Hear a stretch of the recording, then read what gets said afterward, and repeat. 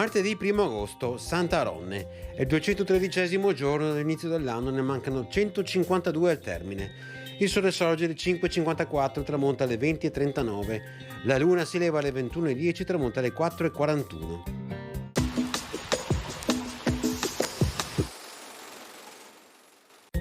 Giunto a Venezia il 24 luglio precedente, l'imperatore Federico Barbarossa ratifica il trattato con la Lega Lombarda. L'imperatore si impegna a non molestare quelli della Lega, né le persone né i loro averi, per un periodo di 6 anni.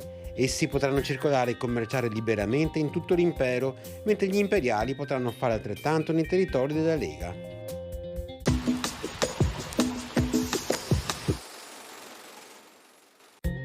Le previsioni per domani permangono condizioni di tempo variabile con nuvolosità irregolare al mattino, a tratti consistente, in parziale attenuazione nel corso del pomeriggio. Precipitazioni generalmente assenti o al più locali e intermittenti sia in montagna che in pianura. Temperature minime in aumento, massimi in aumento sulle zone montane, stazionari altrove.